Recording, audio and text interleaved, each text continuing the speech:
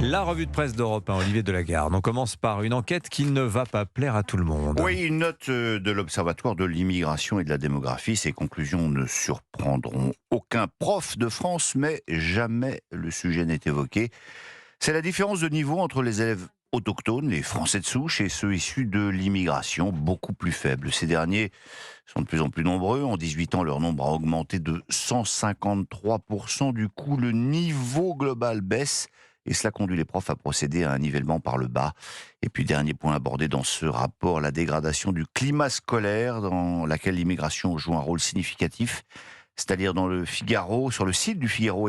Et avant cela, on y revient avec Christophe Bordet dans le journal de 8 heures. Alors, à votre avis, Olivier, est-ce que l'on va parler de cette étude sur les antennes de Radio France ? Ouh, je sens la malice de votre question, mon cher Dimitri. Mais vous avez raison, hein, c'est désormais très documenté. Le très sérieux Institut Thomas More a réalisé une étude sur le pluralisme à Radio France. Les résultats sont publiés cette semaine par le Figaro Magazine. Pendant tout le mois d'octobre, les antennes de France Inter, France Info, France Culture ont été écoutées H24 et décryptées à l'aide de l'intelligence artificielle pour mesurer leur orientation politique. Alors l'IA a notamment scanné 1200 chroniques diffusées dans les matinales 3 antennes. Si France Info respecte un équilibre de bonne aloi, il n'en est pas de même chez sa grande sœur. Sur France Inter, 60% des chroniques diffusées en matinale sont clairement identifiées à gauche, 16% seulement à droite. Mais la palme de l'absence de pluralisme revient à France Culture, où là c'est 66% des chroniques qui penchent à gauche contre 6% à droite. L'intelligence artificielle est également parvenue à établir une note d'hostilité ou de complaisance des antennes de Radio France à l'égard des personnalités politiques. Celui qui est le mieux traité par les journalistes, nous dit la machine, eh bien c'est Raphaël Glucksmann. À l'inverse, les moins bien traités sont Sébastien Chenu, Rachida Dati, Nicolas Sarkozy et Jean-Luc Mélenchon. Ouais, Sébastien Chenu n'était pas du tout apprécié. Alors à propos de Raphaël Glucksmann, il n'a pas que des amis.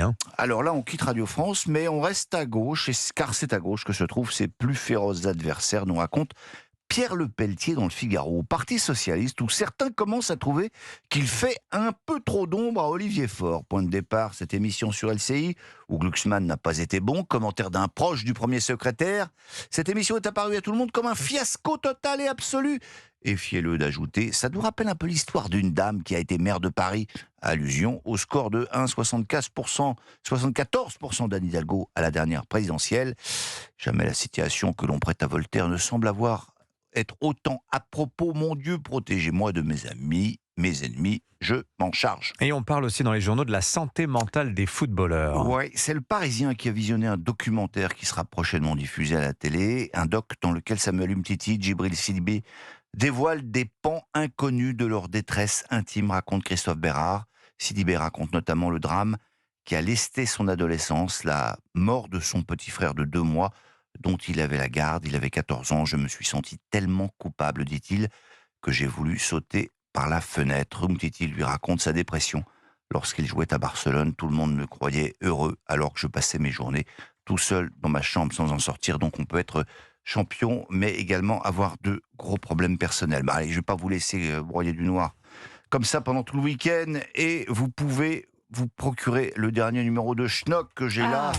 Le numéro, vous savez, pour les vieux de 27 à 87 ans. Et alors, qui est en une ? Parfaitement dans la cible. Eh bien, écoutez. Il y a les filles dans ton rêve, et celles avec qui l'on dort.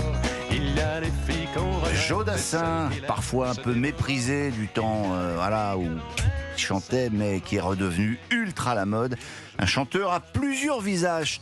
Schnock fait quand même quelques révélations un peu embarrassantes. Notre Joe national. Vous me le prêtez, je vais lire ça ce week-end. Oh non, il va le garder. Je pense qu'il me l'amènera là aussi. Si, moi j'ai l'esprit de Noël chevillé au corps. Et Merci. on peut remercier le rugby pour le retour de Jodassin, parce que dans les yeux d'Émilie, elle a quand même contribué au grand retour de Vous Jodassin. avez vu, j'ai mis autre chose. Oui, j'ai vu, vous êtes un romantique. Allez, merci Olivier Delagarde.